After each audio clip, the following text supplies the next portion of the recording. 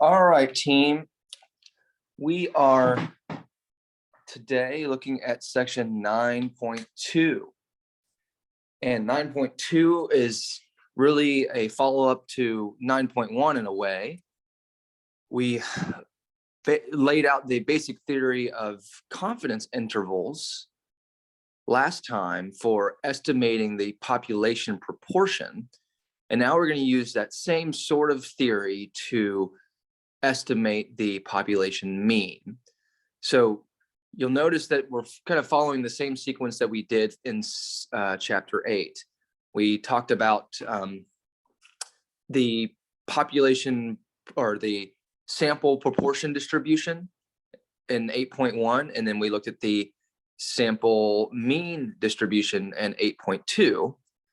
And now we're adding to those ideas by developing a theory where we can better estimate the actual values of the population parameter and the population mean when we don't actually know what those things are, right? So in chapter 8, we had access to the actual population proportion, the actual population mean. And in chapter 9, we're developing theory that will enable us to estimate those things without knowing the actual values. Okay, so we're estimating the population mean. We're working towards developing the confidence interval theory in this context. And so let's just do a quick recollection here. X bar is our point estimate for mu, which is the population mean. So X bar is our estimator. And X bar has an accompanying standard deviation, sigma sub X bar, which is sigma of the population divided by the square root of the sample size.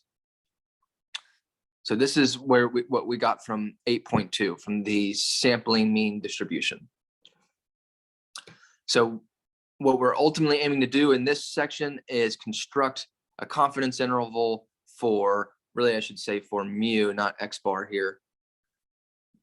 The confidence interval for mu, which is what we're trying to estimate.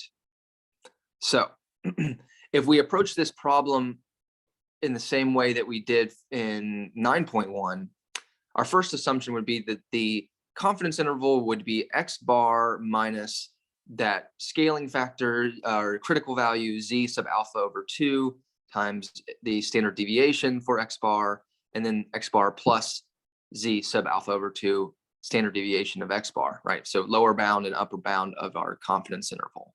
This would be our first assumption, but it turns out this doesn't work. Why doesn't it work? Because remember, what we're doing in this section is we're attempting to estimate the population mean, and it goes to, or stands to reason that if we do not know what the population mean is, then we don't know what the population standard deviation is either, right? So sigma is unknown. So we can't actually write down the standard deviation for X bar without knowing the standard deviation of the population. So this first attempt at writing down a confidence interval for the population mean fails. Okay, so let's make a second attempt. Instead of using sigma, since we don't know what sigma is, why don't we use S, which is the corresponding statistic for sigma, to estimate sigma? So if we did that, then we would try to tweak this confidence interval by replacing the sigmas with S's, right? So we made this small tweak, but it turns out that this second assumption also fails. Why does this fail? Well, since we're estimating sigma with S, and S is a statistic, which means it's an approximation of the population standard deviation, and as an approximation has some variability. Thanks to that additional variability that we get from S, the distribution of X bar is no longer normal. So normality fails for X bar, the X bar distribution, when we're estimating sigma with S, because S brings along with it its own standard deviation, its own variability. So now we have twice as much variability. We have the variability in the estimator itself, as well as the variability in the estimator for the standard deviation of the estimator. So twice the variability. That changes the distribution of X bar significantly.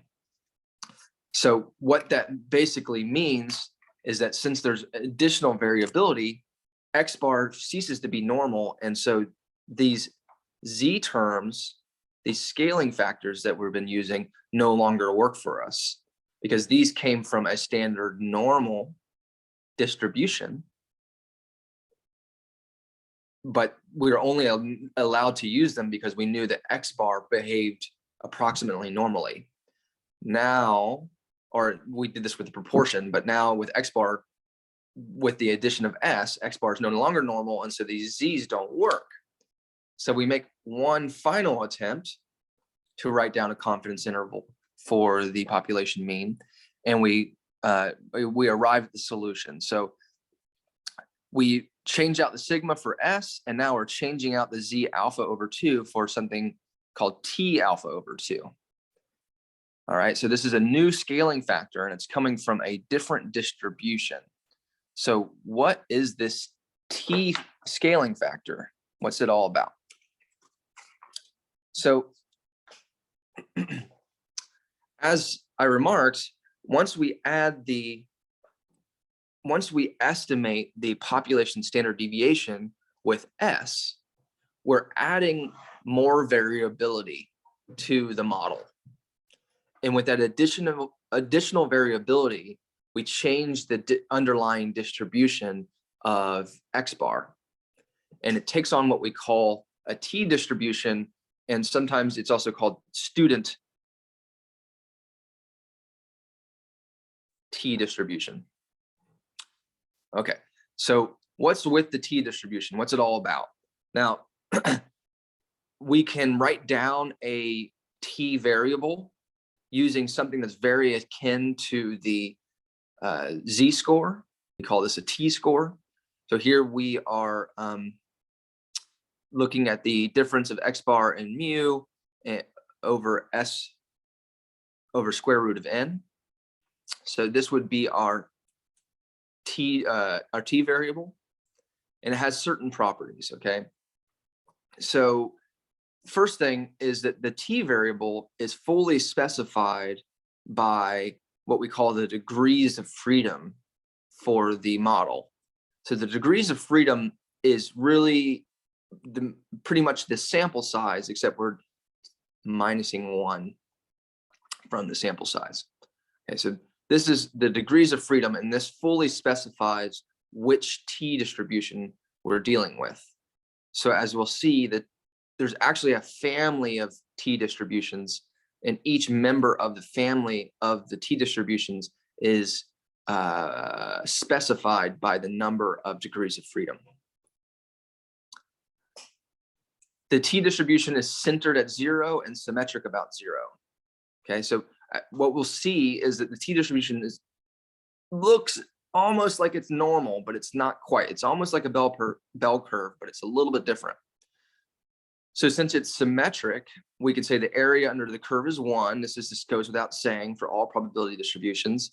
But because it's symmetric, the area to the right of 0 is equal to the area to the left of 0, which are both equal to 1/2 of the area. So in addition, much like the normal distribution, when T gets really big or really small, the curve or the graph of the T distribution approaches 0. So it has tails, in other words. The T distribution has tails, but it's different than the normal distribution. It has fatter tails than the normal distribution. And so that's really the key to what makes the T distribution different than the normal distribution. It's those fatter tails. And we get those fatter tails because of the added variability that was introduced by estimating sigma with S. And finally, we can say of the T distribution that as the sample size grows larger and larger, the t distribution starts looking more and more like a standard normal distribution. Okay, so if we were to look at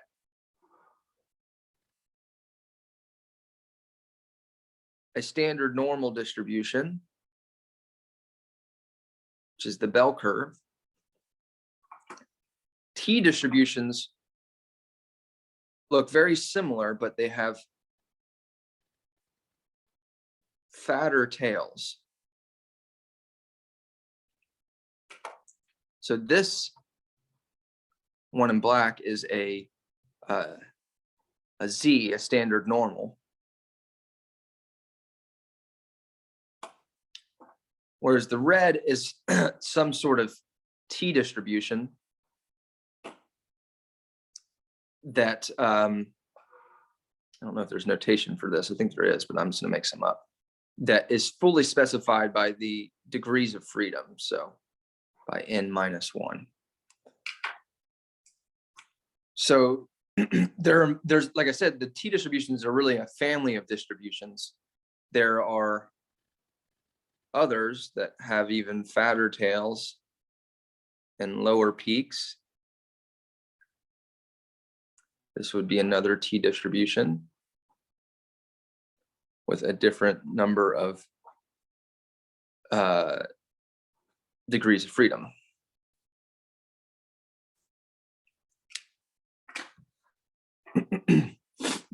So what happens is that as the degrees of freedom increases, this distribution the peak starts rising and the tails start flattening out until you eventually, at infinity, once you have infinitely many individuals in your sample, right, the t distribution morphs into a perfect normal distribution. Okay, but for this,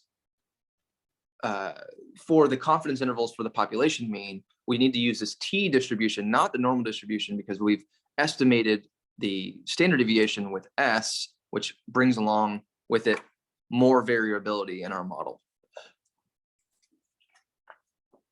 Okay, so all that's good and well. Now you know where the t distribution comes from or what it's about. Now, how do we use it? So recall that to write down the confidence interval, we had to make two tweaks. One, we changed out the sigma for an S because we didn't know sigma. Two, because of that switch out with the sigma with S, we then had to change the scaling factor, the critical value, from a Z to a T. And that was denoted by the T sub alpha over 2. So how do we actually find that value? Well, there are two ways to do it, just as there were with the Z value. And I have a feeling I know which one y'all will prefer, but I am required to show you both. So the first way to find the T alpha over 2 value is to look at a table in the book. Okay.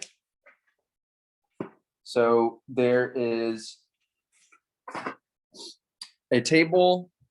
Let's see if I can get this in the back of the book.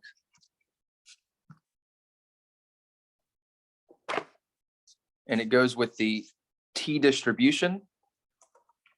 All right, so you see it says T distribution here. And this table tells you the area to the right of the tail. So this is what we would use to find our T sub alpha over 2 value. Now, the thing to notice about this table are two things. One, that the areas to the right of the tail are here at the top. Okay, so these are all the possibilities. 0.25 to the right, 0.20 to the right, 0.15, 0.10, 0.05, on and on and on. These areas correspond to the alpha. In which way? So find a piece of paper here. Remember, what we're trying to find is T alpha over 2. So the idea is that we know what alpha is. So the corresponding area to the right is alpha over 2. Okay, so that's the value you're looking for. So as a for instance, if your confidence level is 95%, then that implies that 1 minus alpha is 0.95, which implies that alpha is 0.05. And hence, alpha over 2 is 0.025. And so if we had a 95% confidence level, we'd be looking for an area to the right of 0.025. So we'd come back to this table and we'd see here in this column, we have the 0.025s. Now notice we have a whole column of values here. So what's going on there? Well, those depend on the degrees of freedom. So on the left-hand side, we have a list of degrees of freedom, starting at 1 and moving on up. So remember, the degrees of freedom are the sample size minus 1. So if you have a sample size of 21, then you would be looking at 20 for degrees of freedom. And if you wanted to find the T sub alpha over 2 value, you'd go over to the 0.25 column on the 20 row, and we'd find that the T sub alpha value is 2.086. See if I can get a better shot of that.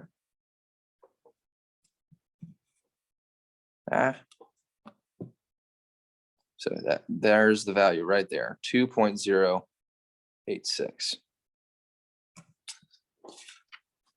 So if we put that together here with what we were talking about, then once we know the area to the right and we know the degrees of freedom, so I'm just going to say our sample size was 21, which implies the degrees of freedom is 20. Then from the table, we got T sub alpha over 2 was 2.081. Okay. So we can use the T table to find these critical values, these T sub alpha over 2s. All right. So tables are good. They're always there, but they're a little clunky. So the more immediate way is to use our calculator. So no tables involved. We just need to use the inverse T function. And the inputs for the inverse T are the area that we're interested in and the degrees of freedom. So if we used it in this case, we do second vars and go down to the fourth choice, which is inverse T. Select inverse T, and then we put in the area. Now, the inverse T, I believe, functions differently than the table. So the table asks for the area to the right, but the inverse T asks for the area to the left. So the area to the left, if we're doing a 95% confidence interval, then the area to the right was 0.025, remember? So that means the area to the left is 0.975. Okay, so 0.975 for the area to the left for a 95% confidence interval.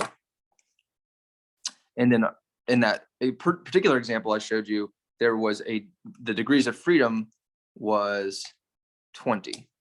So let's see if we get the same value, and voila, we do. So this gives us our T value, 2.086. Inverse T always works, but you have to use the area to the left, not the area to the right. And notice that for a 95% confidence interval, the area to the left is not 0.95. You have to add back in half of alpha to get the full area to the left. Okay, so let's do an example. Now that we know how to find the t-value, let's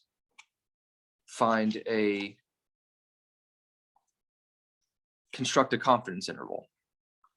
So we're going to be constructing a confidence interval with a 95% confidence for a sample size of 15. Okay, now here what I should say is, because I just want to do another example, find the critical value t sub alpha over 2. So that's what we're doing in this particular example. So let's do it. Solution. How do we walk our way through this? The first thing we need to do is figure out what the area to the left of this t sub alpha over 2 would be. In order to do that, we need to figure out the following formula. What is 1 minus alpha over 2? That is your area to the left. Okay, so we start with our confidence level, which is 95%. So that implies that 1 minus alpha is 0.95. Again, that gives us alpha is equal to 0.05. And finally, the alpha over 2 is 0.025. So area to the left is 1 minus 0.025 divided by 2. And that's, I'll put that in parentheses there. So that's what we're dividing by 2.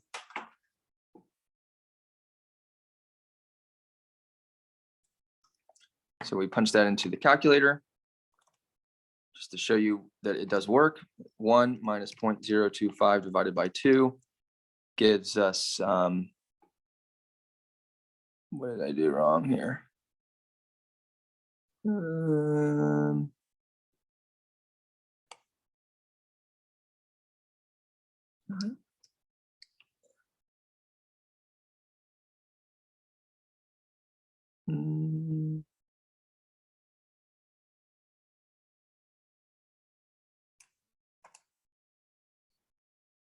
Type it in wrong.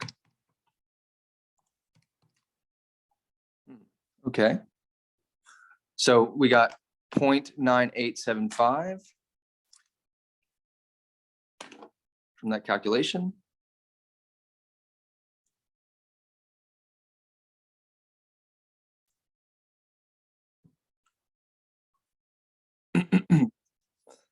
And so finally, to find the t sub alpha over 2 value, we're going to use our calculator, inverse t, put in the area.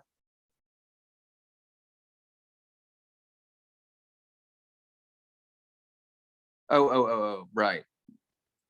Okay, so I knew this was wrong. Okay. We do not need to divide by 2 because we've already done that. This is already alpha over 2. So we should just be subtracting alpha over 2. And that gives me the value I would expect, which is 0.975. Okay. So sorry about that, brain fart. So we're just going to change that to 0.975. That's what goes into the function. And then we need the degrees of freedom. So the sample size was 15, which means the degrees of freedom is 14. So we put that into the calculator to find the t alpha over 2 value. Second vars, inverse t, 0.975 comma 14. And we get a t sub alpha over 2 value of 2.145. 2.145. Okay, so that's the whole kit and kebab there. Everything you need to do to find that t sub alpha over 2 value, not using the t-table. All right. So now let's actually construct some confidence intervals, or construct a confidence interval for mu. We've figured out all the parameters that we need, but we do need to make sure that some conditions are met before we construct this confidence interval. So one condition is that the sample size should be small relative to the population. Okay, so this is going to be confusing because in a second I'm about to say the sample size should be large, but just pay attention. So sample size is small, but with respect to the population. So what we're here saying is sample size should be less than or equal to 0.05 of the population, which is, say, it should be less than or equal to 5% of the population in order to construct this confidence interval. Next, we want the population to either be normally distributed or that the sample size from the population, which might not be normally distributed, that sample size should be large enough. So think greater than or equal to 30. Okay, so again, here I'm saying the sample size should be large. What I mean is that it still should be less than 5% of the population, but that population needs to be big enough so that 5% is at least 30 members, 30 individuals. So don't get these things confused. They don't contradict one another. This is saying the sample size should be less than or equal to 5% of the population. And here this is basically saying that 5% of the population should be greater than or equal to 30 members. Or our population is normal. So if our population is normal, then we don't care about the sample size. It could be smaller than 30. But if the population isn't normal, then we need at least 30 to guarantee that the sample, the X bar distribution, will behave kind of normally. So with those two conditions met, we can write down the confidence interval, which is what I've already shown you before, and that's X bar minus the t critical value times the standard deviation, but now here estimated by the sample standard deviation, and an X bar plus critical value over standard times standard deviation, lower bound, upper bound. And just like with the population proportion confidence intervals, the factor here, the critical value times standard deviation, we call E, which is the margin of error. So just like what we saw with the confidence intervals for the proportion. Okay, so let's put it all together. Let's construct a 96% confidence interval for mu, given that the sample size is 25 and X bar is 103 and S is 10. Okay, and what we would need in addition to this, since N is 25, what would need to be stated somewhere is that the population is approximately normal.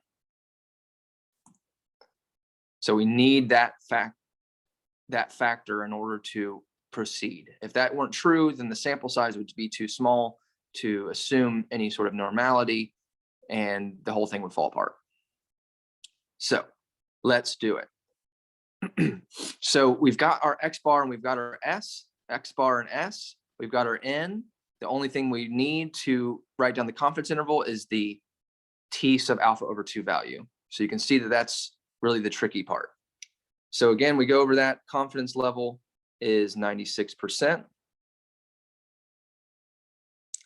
That means 1 minus alpha is 0.96, which means that alpha is 0.04.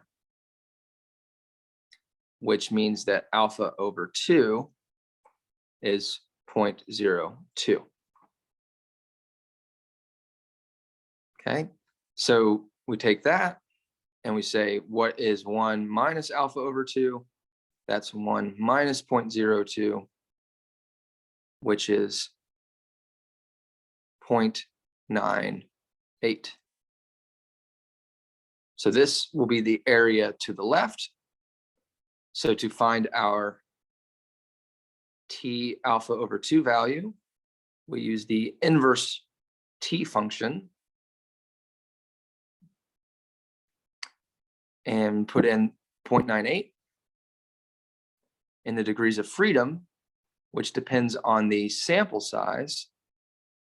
We have a sample size of 25, so that means the degrees of freedom is 24.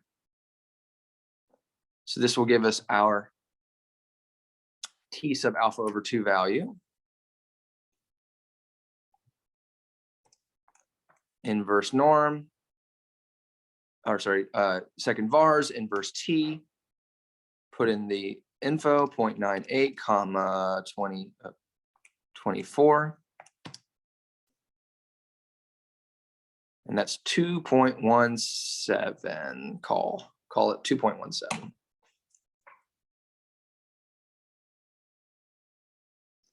Okay, so that's the T sub alpha over 2 value.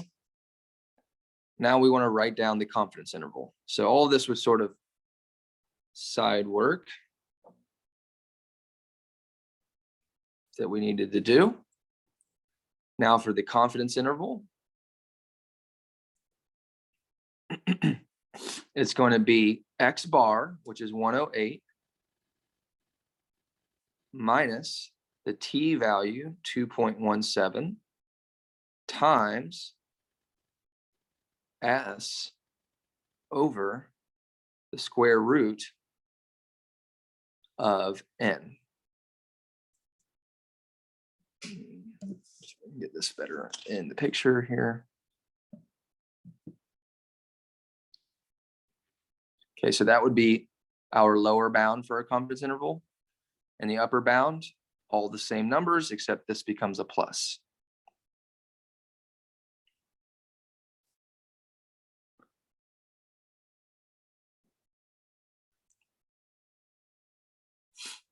Okay, and so this you'd need to put into your calculator to get a numeric answer.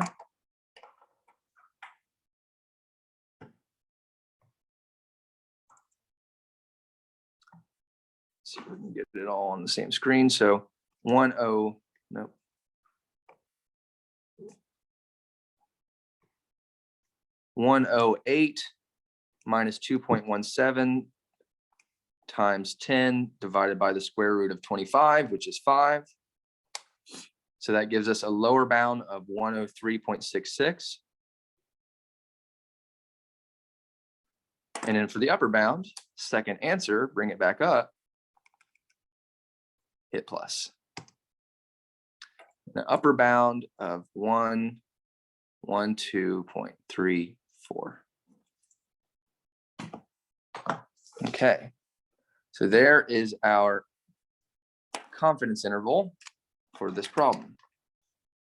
Now, I haven't been stressing the interpretation here because the interpretation is much like the interpretation for the population proportion. So remember what this interval means. What this interval has been constructed to mean, it is that we can say with 96% certainty that the population mean lies within this interval.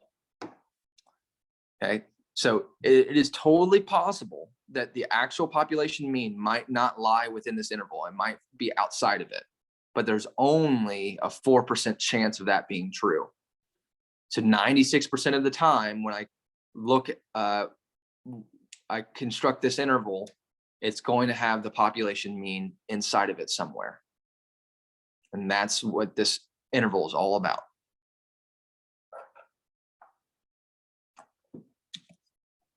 Okay. Lots of learning. So one last thing, just as a, this is following the same form as 9.1, which is that once we know how to find the critical value, and we can then construct the confidence interval, but there's also problems where we're being asked to find the required sample size for a given margin of error. So the formula for that is the following. So if we are given the margin of error, E, then the required sample size to estimate mu with a confidence of 1 minus alpha times 100% is given by N is equal to Z sub alpha over 2 times S over E, all of that squared. Okay, so there's your formula. The one thing that maybe might jump out at you if you're paying close attention is all of a sudden we're using a Z. What happened to the T? Everything has been about T in this section. Why are we using Z? Well, the idea is this. Notice that we are using that Z value instead of the T value because N is unknown. We're trying to find N. So since N is unknown, we can't actually get a T value because the T value depends upon the degrees of freedom, which in turn depends upon the sample size. So if we don't know the sample size, then we can't actually compute this T sub alpha over 2 value. So our only recourse is to estimate the T sub alpha over 2 value with a Z value. So this isn't a perfect formula, and it usually only works best for large N. When the required sample size is large, this is a better approximation. If it's small, then this starts to fall apart. And the reason for that is, remember, the T distribution starts looking steadily more normal as the sample size gets larger and larger. So let's just do one quick example and we can call it a day. So how large of a sample is needed to estimate mu given a margin of error of 0.5 and a confidence of 95%? Okay, so what was left out here was the standard deviation. I pulled this problem from the back of the book. Let me see if they forgot it or I forgot to write it down. Bear with me. Just don't want you to curse my name here. This one was, yes. So the standard deviation should have been, forgot to write it down, 2.38. Okay, now we're ready to rock. Got it. Okay, starting over. Example, how large of a sample is needed to estimate our mu with a margin of error of 0.5, a confidence of 95%, and a standard deviation of 2.38. Okay, so what we're trying to do is use this formula up here. And we're almost ready to use it, except we do not know the Z alpha over 2 value. So to find that, we go through what we did for the population proportion. First, we say, okay, 1 minus alpha should be 0.95. So that means alpha is 0.05, which means alpha over 2 is 0.025. And so if we want the Z value, we're going to use the inverse Z function. And again, we're going to give it the area to the left, which is 1 minus alpha over 2. So that's 0.975. And then we need a Yep, and that's it. Because we were doing a standard normal. So I'll zoom in again. We're finding the z alpha over 2 value using the inverse z function, or inverse, it's actually inverse norm. That's what it is. Sorry. Inverse norm function, 0.975, and we get 1.9596. Okay, so these, remember, these values are always the same, and you can commit them to memory or have them written down somewhere. You do not have to compute them every time. I just do it because I don't like to remember things. Okay, so once we have the z value, the z critical value, we're good to go. So what is the required sample size? It's going to be 1.96 times 2.38, which was the sample standard deviation, divided by 0.5, which was the margin of error, and all of that squared.